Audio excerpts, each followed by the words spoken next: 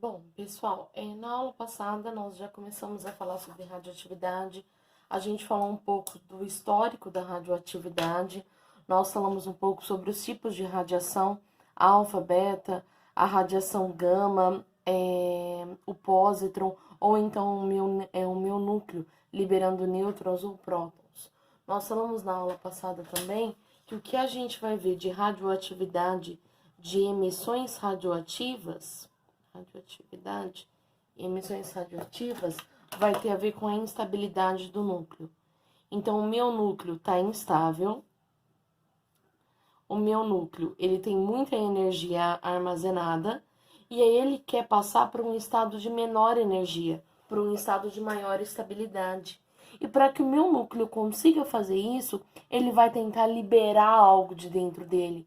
Ele pode tentar liberar uma partícula alfa, que é aquela partícula que nós dissemos que tem dois prótons e dois nêutrons. Como tem dois prótons e dois nêutrons, a massa dá 4, mas tem carga, duas cargas. Por quê? Porque aqui embaixo é o número de cargas, eu só tenho dois prótons, nêutron não tem carga.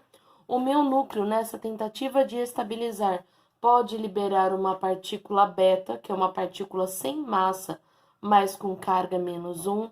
Essa partícula beta, nós conversamos na aula passada, que é quando o meu nêutron se transforma em próton para tentar estabilizar o núcleo, e quando o nêutron se transforma em próton, a massa não muda, porém, para virar algo positivo, ele tem que perder o que tem de negativo, e aí então ele tem a emissão dessa partícula beta. O meu núcleo, às vezes, ele percebe que ele está muito energético, que tem muita energia armazenada, e aí libera, então, a radiação gama. Radiação gama, onda eletromagnética, não é partícula, não tem massa, não tem carga. É a energia que está concentrada que o núcleo está liberando nessa tentativa de se estabilizar. Às vezes, o meu núcleo, nessa tentativa, vai liberar o pósitron. O pósitron é a tentativa não, é quando o meu próton se transforma num nêutron, e aí quando o próton se transforma num nêutron, a massa não muda, mas para virar uma coisa neutra, ele tem que perder o que tem de positivo. O meu núcleo ainda pode liberar um nêutron, que tem massa 1 e carga 0, ou ainda pode liberar um próton. Todas essas partículas aqui, essa radiação eletromagnética que pode sair do meu núcleo, é unicamente na tentativa de tentar estabilizar o meu núcleo. É tentar alcançar essa estabilidade nuclear. E essa estabilidade nuclear é alcançada quando a proporção entre o meu número de nêutrons e de prótons é aproximadamente 1. Quando a proporção de nêutrons para próton é muito maior ou muito menor que 1, esse meu átomo não fica estável. Para ele ficar estável, o número de partículas neutras e o número de partículas positivas tem que ser aproximadamente 1.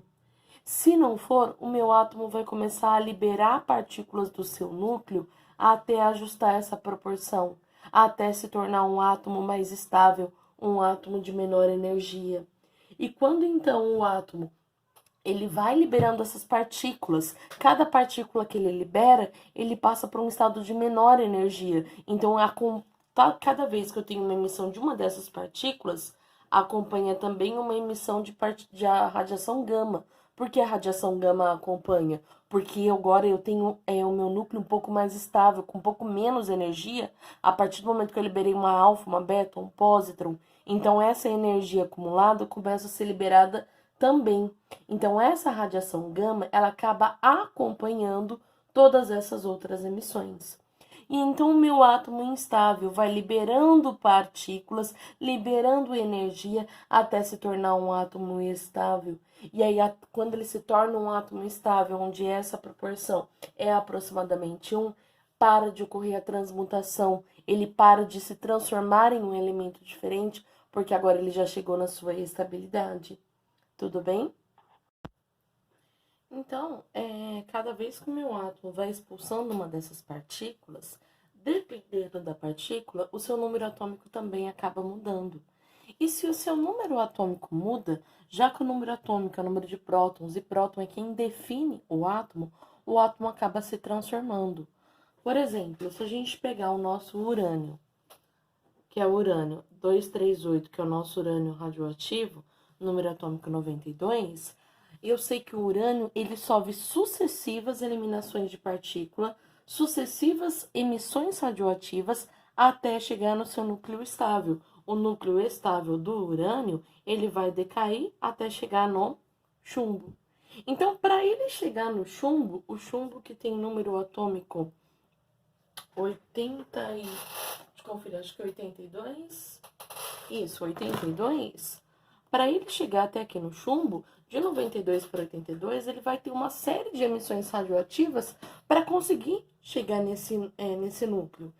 E esses decaimentos do urânio até chegar no chumbo são chamadas de séries ou famílias radioativas.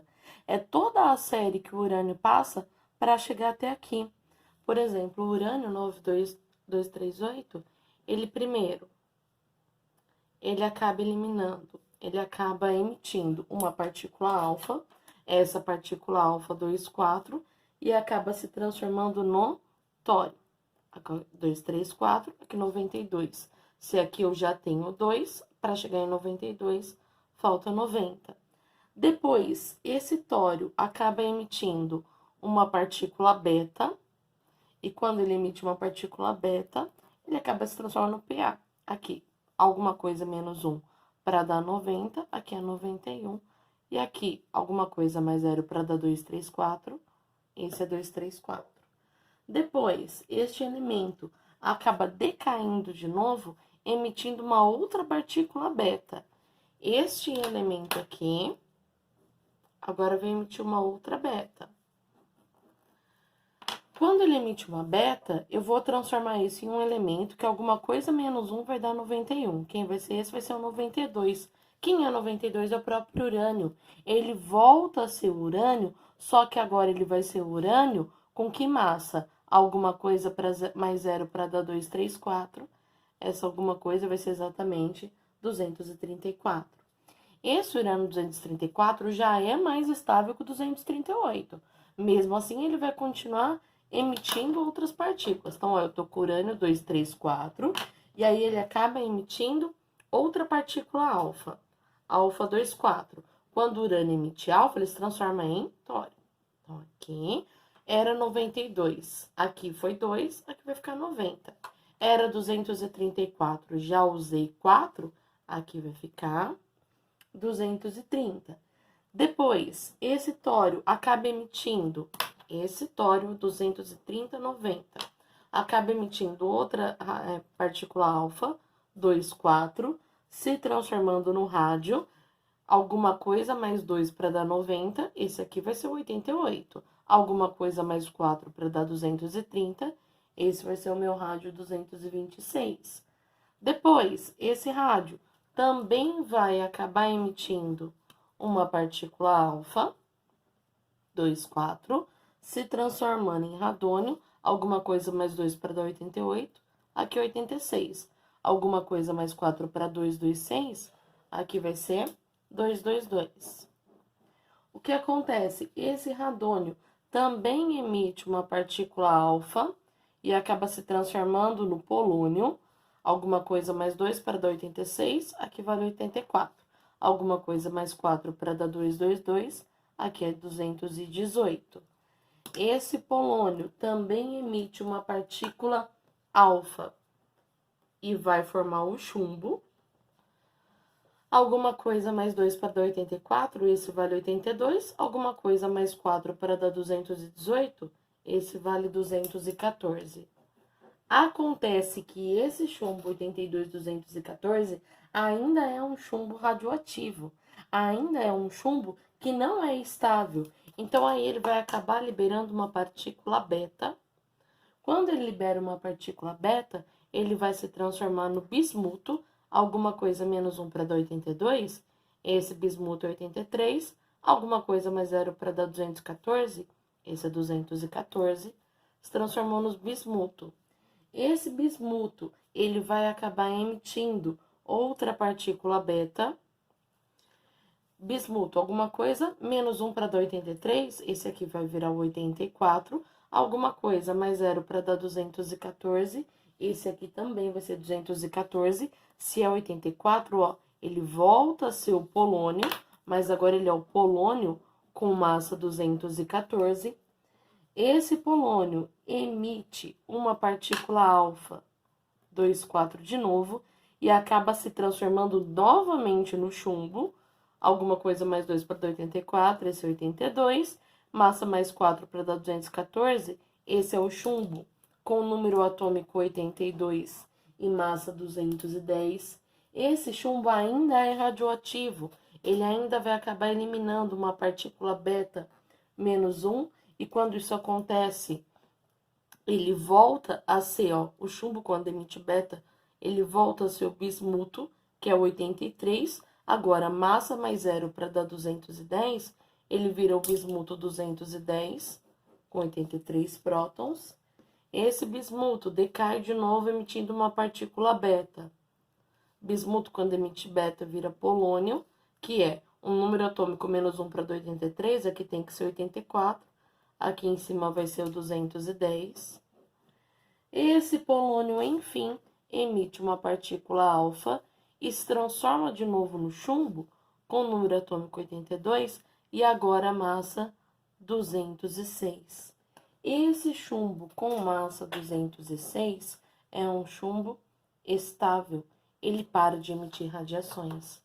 Então, o urânio, para chegar até esse isótopo estável do chumbo, ele vai ter sucessivas emissões de partículas alfas e betas. E essa série toda que eu tenho para chegar até o meu núcleo estável, eu chamo de série ou família radioativa. É a série, é o número de emissões que eu precisei ter para chegar até um isótopo estável. Porque não basta chegar só no chumbo. Eu preciso chegar no chumbo 206, porque o chumbo 206 é o meu chumbo que tem essa maior estabilidade. Tudo bem? Então, isso aqui é uma série ou uma família radioativa. Então, a gente viu as radiações. A gente viu que quando eu tenho essa radiação da emissão da partícula alfa, para seguir Lavoisier, nada se perde, nada se ganha, as coisas só se transformam. O número de massa desse mais alfa tem que dar o número de prótons do átomo pai, o átomo que gerou isso. Na radiação beta, a mesma coisa, tem que ser mantido o número de prótons. Aqui, se eu tinha 80 prótons, aqui alguma coisa menos 1 para dar 80, aqui teria que ser 81. Por quê? Porque beta é a partícula emitida quando o nêutron se transformou num próton. Então, se eu tinha 80 prótons e agora eu tenho uma beta, quer dizer que algum nêutron foi para próton. Então, eu tenho que ter um próton a mais. Isso a gente viu naquela série da família radioativa. E a emissão gama, como a gente tinha falado, não tem massa, não tem partícula. Nós falamos na aula passada também sobre o poder de penetração, que a partícula alfa, por ser maior, ela consegue ser barrada já com uma folha de papel.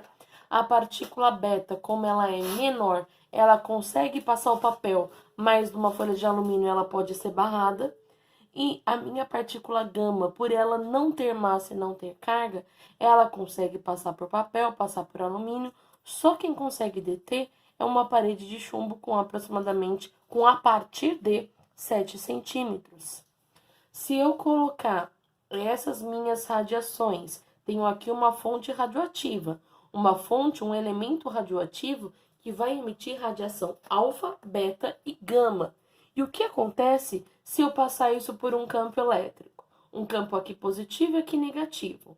Bom, das 3 partículas, eu sei que a beta é negativa, então a negativa vai ser atraída pelo positivo, a beta vem para cá. Das 3 partículas, alfa, beta e gama, a alfa é positiva, então ela vai ser atraída pelo negativo. A gama, que não tem carga, esse campo elétrico não vai fazer com que ela se desvie. A gama vai passar em linha reta. Só que além de saber como elas vão se comportar através de um campo elétrico, eu tenho que saber também quanto ao desvio. Por quê? O campo elétrico negativo aqui fez com que a alfa se desviasse para perto dele. O campo elétrico positivo fez com que a beta se desviasse. Mas agora, por que a beta, o tanto que ela se desviou, é maior do que a alfa? Porque aqui, a alfa, ela sofreu um pequeno desvio.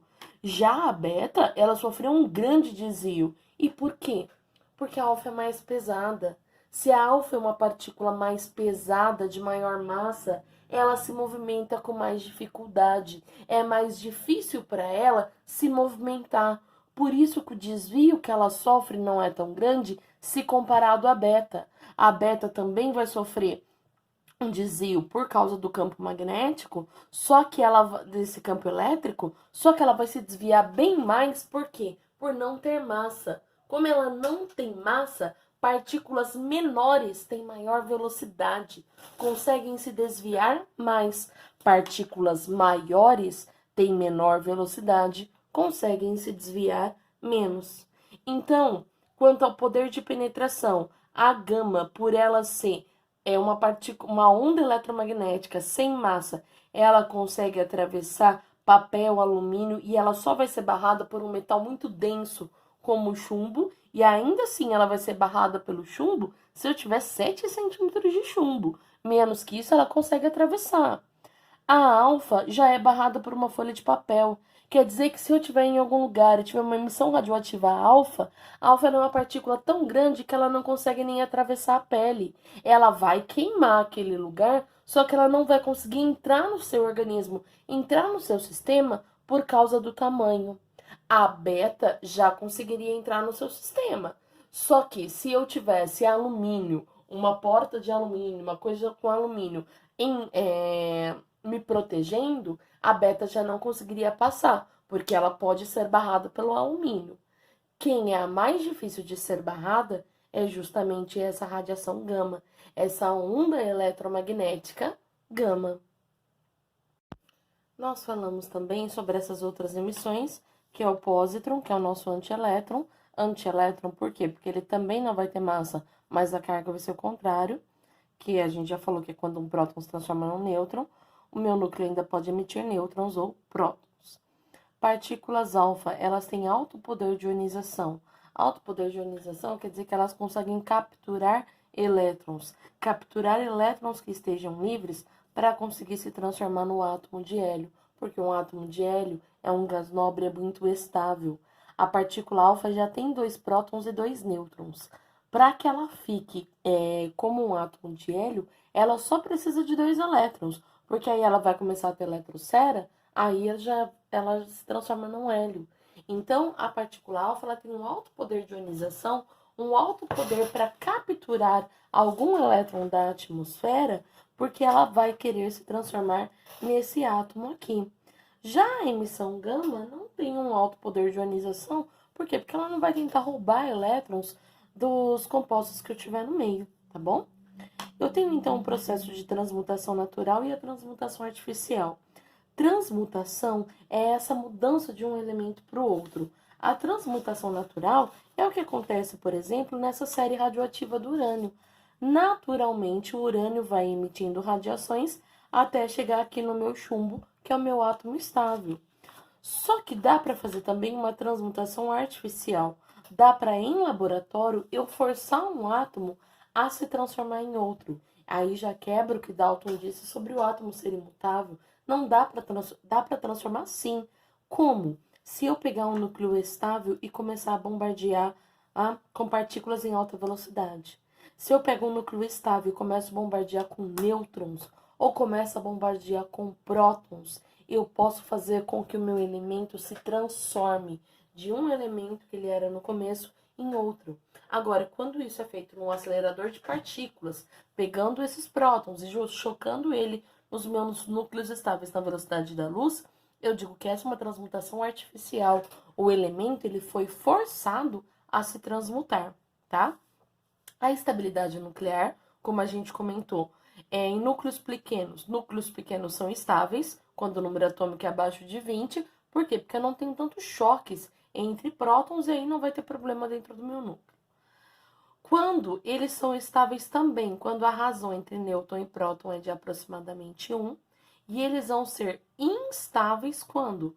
Quando a razão nêutron por próton estiver entre 1 e 0, ou quando a razão nêutron para próton for maior que 1,5. Vamos pensar naquela série radioativa que a gente fez? Ó, a série radioativa que a gente fez, eu comecei com urânio, que era 92,238. Então, esse urânio tem número atômico 92, o próton dele, então, vale 92, A massa vale 2, 3, 8. Pessoas, como é que eu faço para descobrir o número de nêutrons desse átomo? Para descobrir o número de nêutrons, eu sei que nêutrons é prótons mais nêutrons. Então, para descobrir o nêutron, é só eu fazer massa menos prótons. E aí eu chego em 146. Se eu tentar tirar a razão N por P, vai ficar 146 sobre 92. Pegando aqui na calculadora, isso vai dar 1,6. A razão, então, deu uma razão maior que 1,5, por isso que esse núcleo está instável. E aí ele vai começar a decair, decair, decair, até chegar nessa estabilidade aqui.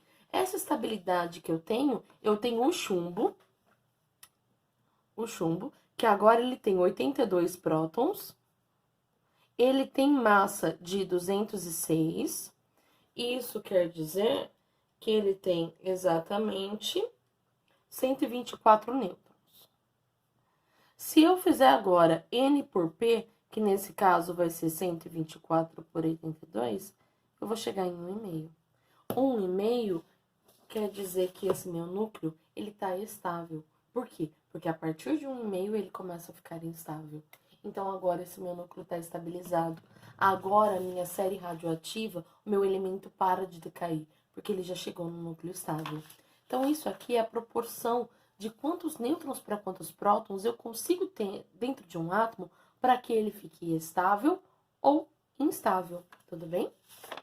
Bom, aqui já falamos. Então, séries ou famílias radioativas são essas emissões sucessivas de partículas alfa, beta, e todas elas vêm acompanhadas da radiação gama, porque toda vez que o meu núcleo joga alguma partícula para fora, ele está tentando se estabilizar, então ele está diminuindo a energia, e se ele diminui a energia que ele tinha, essa energia a mais precisa ser jogada para fora de alguma forma.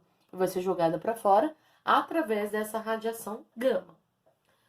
Depois disso, nós temos os meus processos de fissão e fusão nuclear. Esses processos de fissão e fusão nuclear são processos onde eu vou ter uma grande quantidade de energia sendo emitida em cada um deles. Porém, a fusão, ela ainda libera muito mais energia do que a fissão nuclear. A bomba de Hiroshima e Nagasaki foi uma bomba de fissão nuclear. Uma bomba de fusão teria feito muito mais estrago. Então, o que é uma fissão nuclear? Fissão nuclear é uma reação em cadeia, onde eu tenho dois núcleos, um núcleo pesado e instável.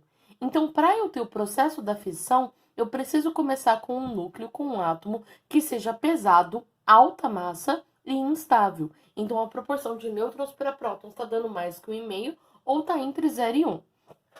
Esse núcleo que já é pesado e o núcleo já está instável, começa a ser bombardeado por nêutrons em alta velocidade. Então, aqui eu tenho o urânio, ele já é pesado, ele já é instável, já tem muito próton dentro do núcleo dele. A relação entre nêutrons e prótons não está uma relação boa, não está uma relação de estabilidade, e aí eu começo a bombardear esse urânio com um nêutron em alta velocidade.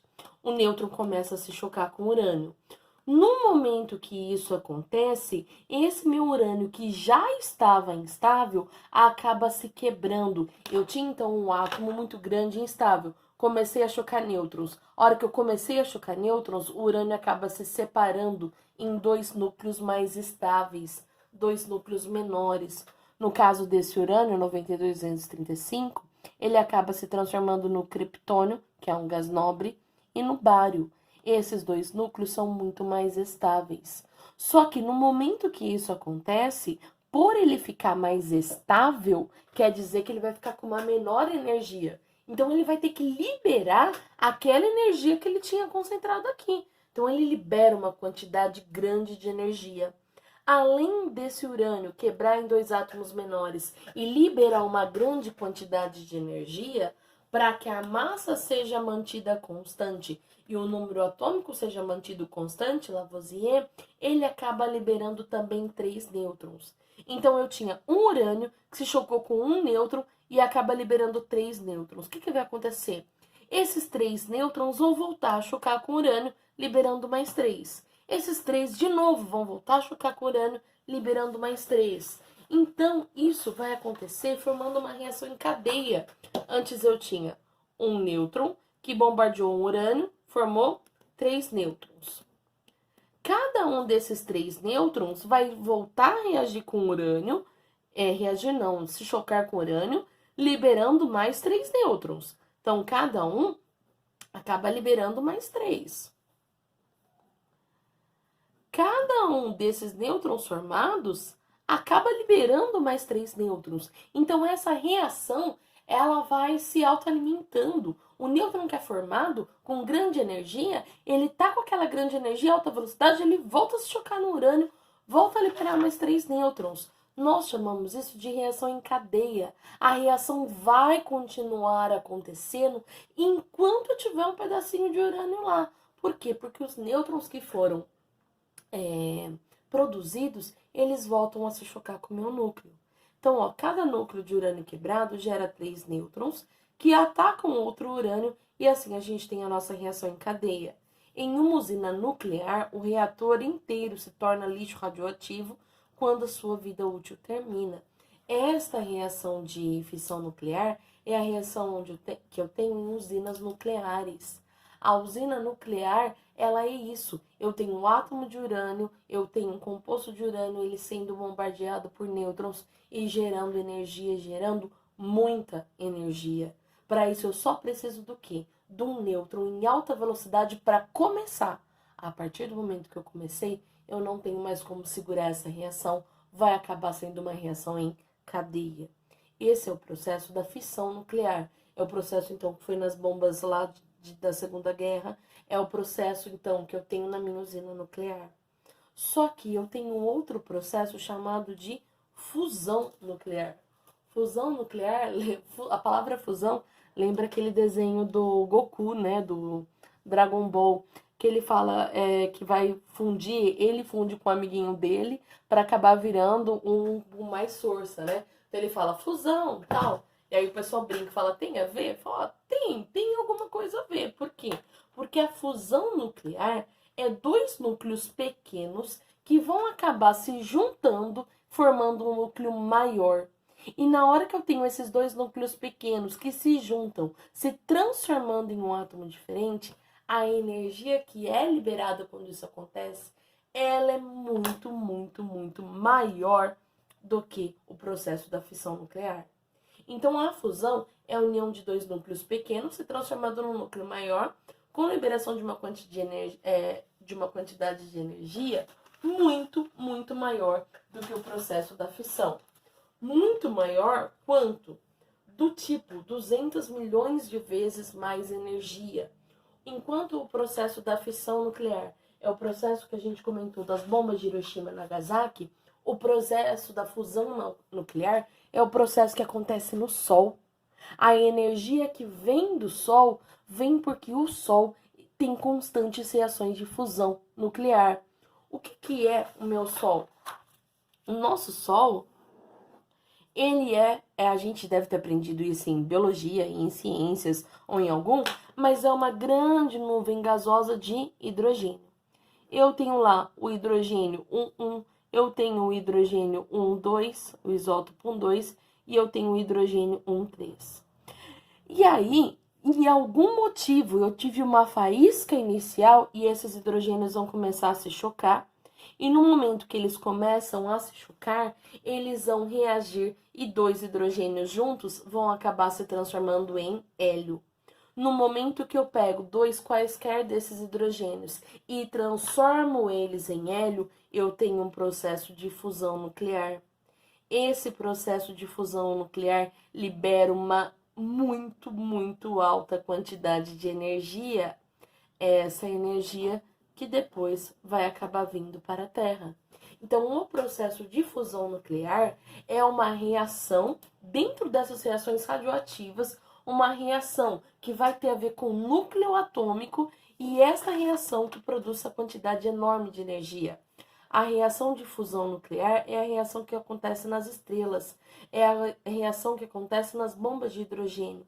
Ela é muito perigosa. Por quê? Se eu tiver 1 grama de hidrogênio, 1 grama de hidrogênio sofrendo fusão, ela vai liberar a mesma energia que 500 milhões de toneladas de dinamite. 1 grama de hidrogênio. Agora imagina se as bombas de Hiroshima e Nagasaki fossem bombas de fusão nuclear, o tamanho do estrago. Se aquelas bombas de fissão já fizeram estrago, imaginem essas de fusão.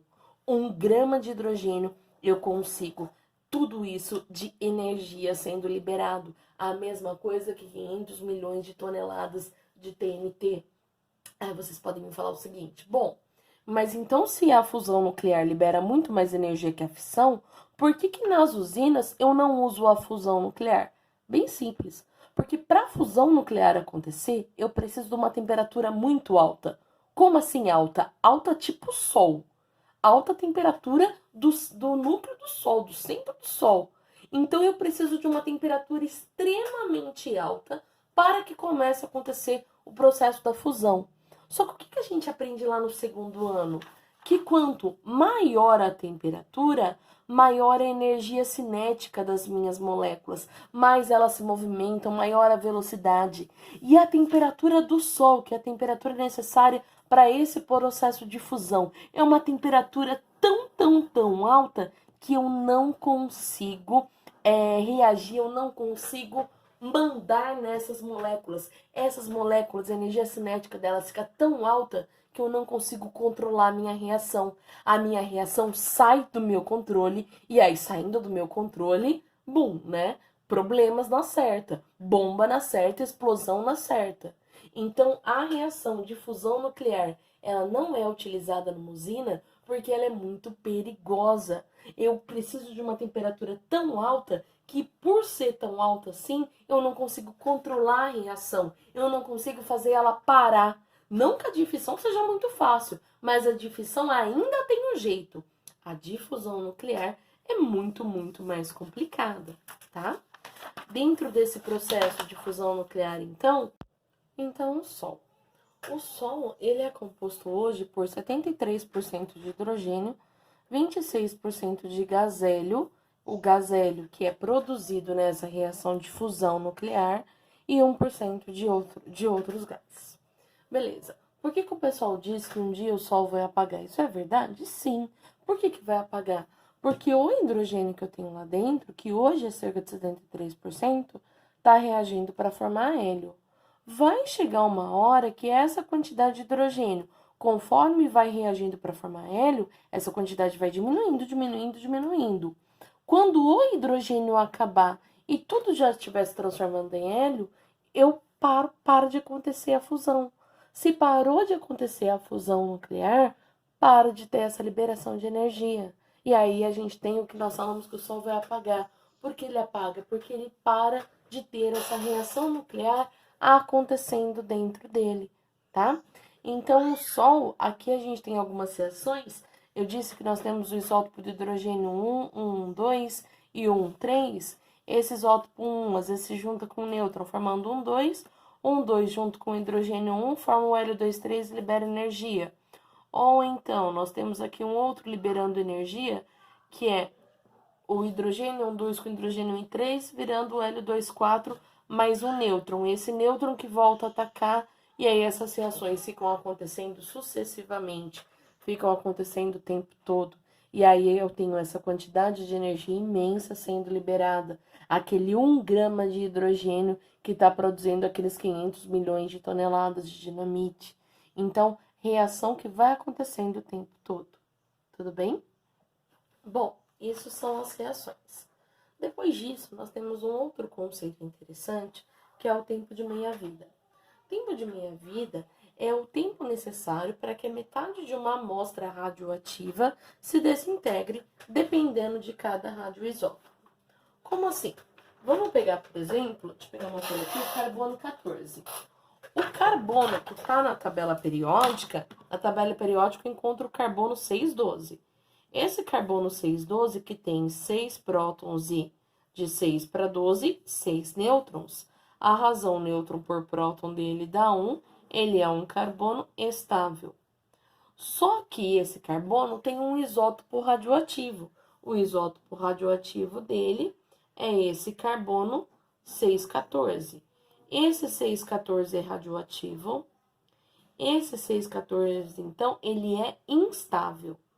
Se ele é instável, ele vai começar a emitir partículas alfa, beta ou pósitron, ou vai emitir próton, ou vai emitir nêutron, ou vai emitir radiação gama. Mas ele vai emitir uma dessas coisas até se tornar algo estável. Nós sabemos, por exemplo, que esse carbono 614 pode emitir uma partícula beta e se transformar, carbono 614, pode emitir uma partícula beta e se transformar, vamos ver em quem? Quem menos 1 dá 6? 7. Quem mais 0 dá 14? 14. Se eu vou até a tabela periódica e procuro esse átomo que tem 7 prótons e massa 14, é exatamente o nitrogênio. Esse nitrogênio aqui, ele já é estável.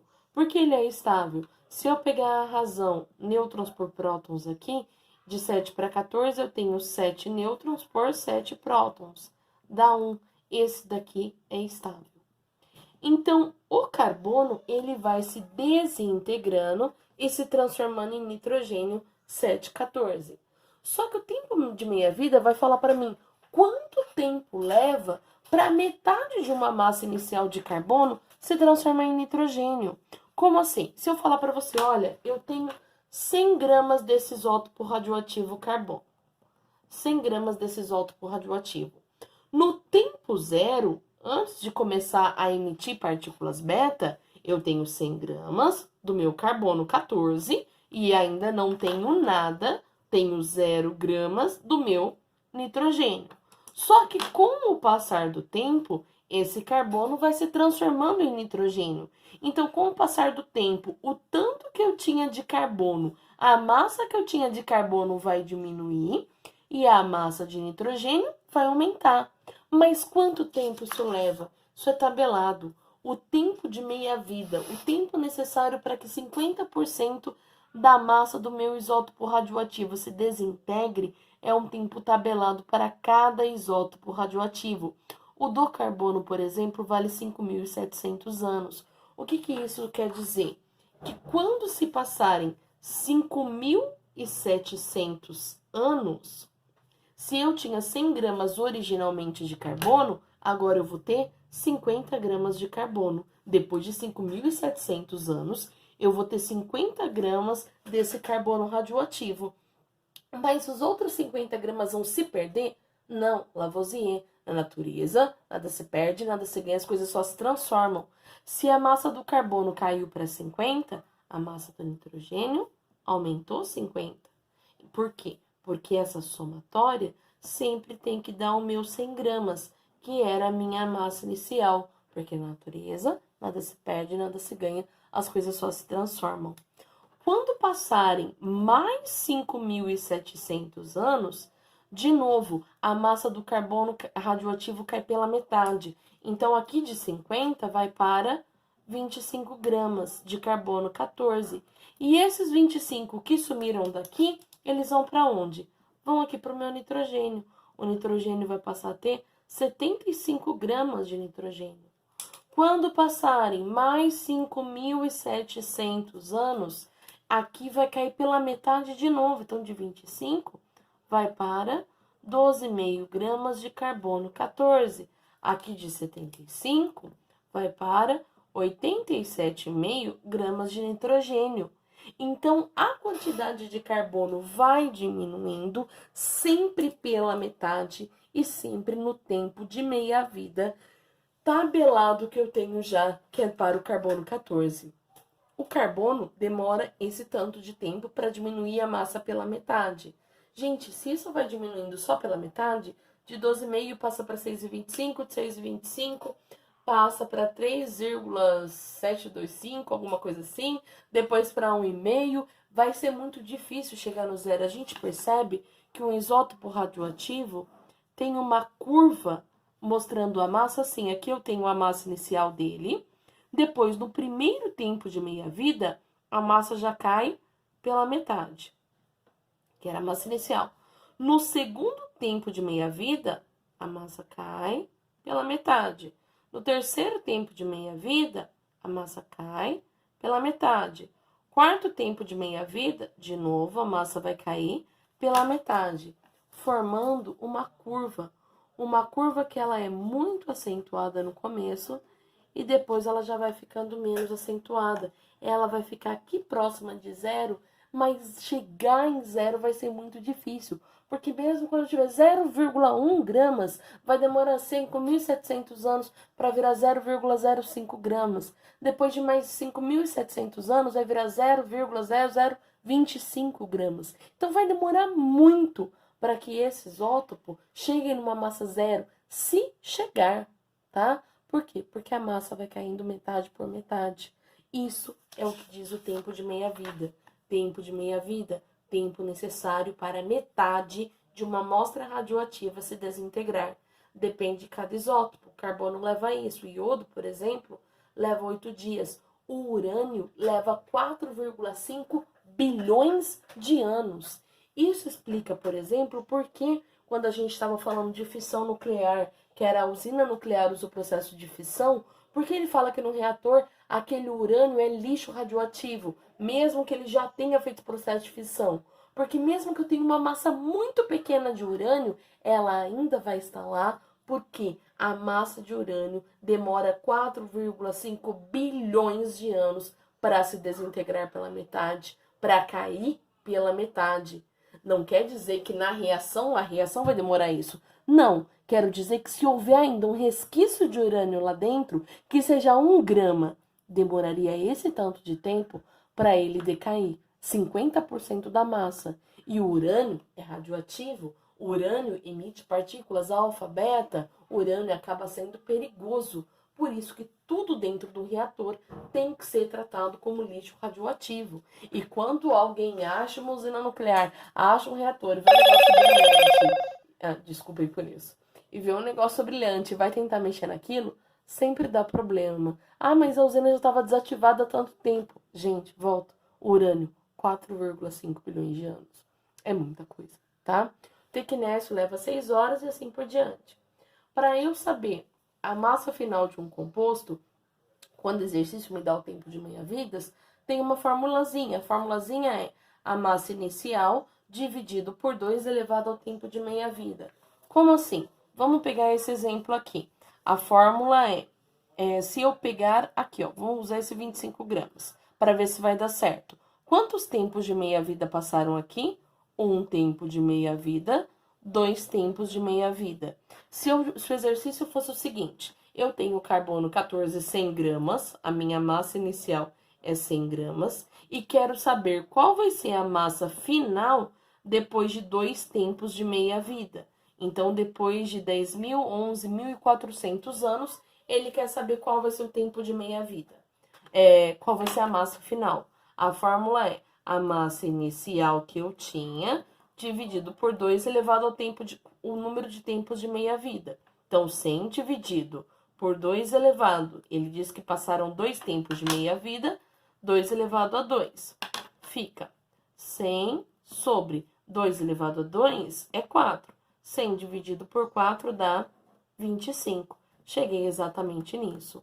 Eu acho mais fácil, para não errar, para não confundir tudo, você ir abrindo, olha, passa esse tempo, para não errar, para ter certeza que você está fazendo certo. Agora, quem quiser fazer pela formulazinha para achar a massa final, fiquem à vontade, podem fazer também, tudo bem? Falta uma coisinha só para a gente mencionar na nossa aula, que é a datação por carbono 14. Como acontece quando eles acham um fóssil lá e eles falam, nossa, esse fóssil tem tantos mil, tantos milhões. Como que eles sabem a idade daquele fóssil? Por esse carbono 14, por esse carbono radioativo. Seguinte, a gente já disse que o Sol, ela está em constante processo de fusão nuclear, desde que ele acendeu pela primeira vez, desde a primeira faísca, ele está em constante processo de fusão nuclear. Nessa fusão nuclear, como é uma reação radioativa, uma reação nuclear, ele vai emitir partículas alfa, beta, radiação gama, ele pode emitir nêutrons. É uma reação radioativa, é uma reação nuclear que está gerando um monte de energia. Ele pode produzir qualquer uma dessas. Essas partículas expulsas pelo Sol são chamados raios cósmicos. Então, toda vez que alguém fala em raio cósmico é a partícula ou a radiação eletromagnética que está saindo do Sol durante o processo de fusão nuclear. Beleza. A gente sabe que a nossa eletrosfera, dos gases que a gente tem na atmosfera, a gente tem que gás na atmosfera? A gente tem o oxigênio, a gente tem o gás de nitrogênio e tem os outros. E a gente sabe que na atmosfera a maior quantidade de gás que a gente tem é o gás nitrogênio. Então, na nossa atmosfera, a gente está cheio de gás nitrogênio. E nós vimos que o nitrogênio tem esse número aqui, 7 prótons e 14 de massa. Às vezes, esses raios cósmicos, quando eu tenho a liberação de um nêutron, o nêutron que veio em alta velocidade do Sol acaba se chocando com o átomo de nitrogênio. Quando esse nêutron se choca com o átomo de nitrogênio, ele acaba produzindo o carbono 614 e liberando um próton. Quando o nêutron vem com alta velocidade do Sol, ele consegue fazer isso, transformar o nitrogênio em carbono. Só que não em qualquer carbono, em um carbono radioativo. Esse carbono radioativo, que vai estar lá agora na minha atmosfera, eu vou ter esse carbono 14, mas eu vou ter os meus carbonos 12 normal em forma de gás carbônico, ou de gás metano, ou então de monóxido de carbono. Tudo isso eu estou usando o carbono 12. Só que esse carbono 14 vai tentar se misturar, vai tentar reagir também com o oxigênio para formar gás carbônico, vai tentar entrar no ciclo do carbono que a gente vê lá em biologia. E ele consegue. E essa proporção, o tanto que eu tenho na natureza, da relação entre carbono 14 e carbono 12, forma uma proporção constante. A proporção entre esses dois carbonos, ela é constante, ela é um valor tabelado.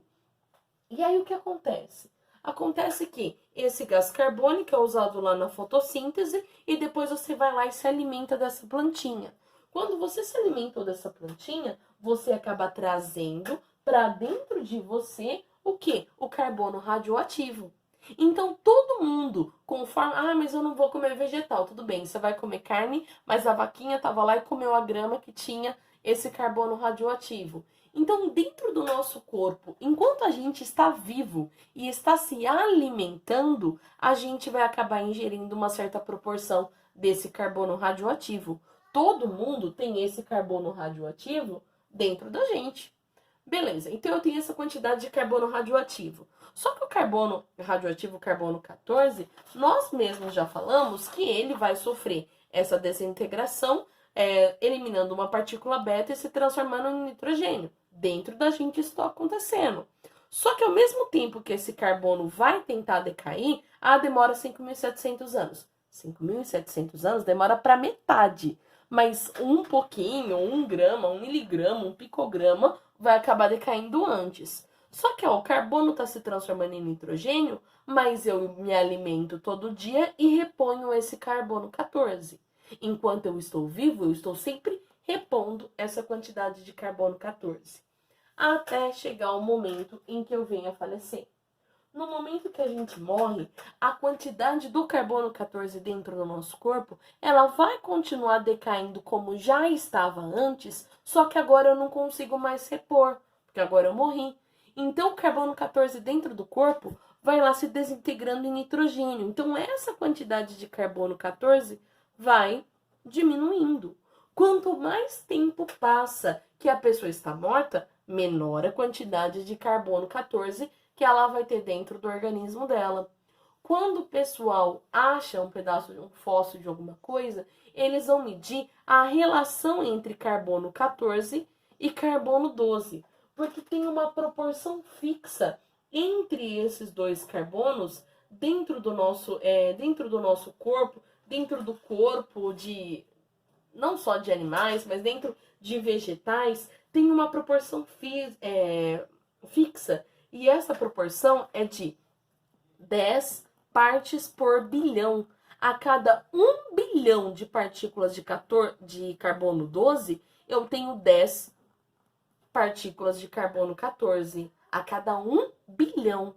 Então, já que essa proporção é constante, se passa um tempo e a pessoa vai lá, que ao invés de 10, a pessoa não, o fóssil, só tem 5 partes por bilhão, quer dizer que a sua massa caiu pela metade. Se a massa caiu pela metade, é porque passou um tempo de meia-vida. Quer dizer, então, que aquele fóssil tem pelo menos 5.700 anos. Então, é através dessa proporção de carbono 14, dessa relação entre o carbono 14 e o carbono 12 que eu tenho dentro do meu organismo, que é feita essa datação dos fósseis, pensando nesse carbono radioativo. Tudo bem, pessoal?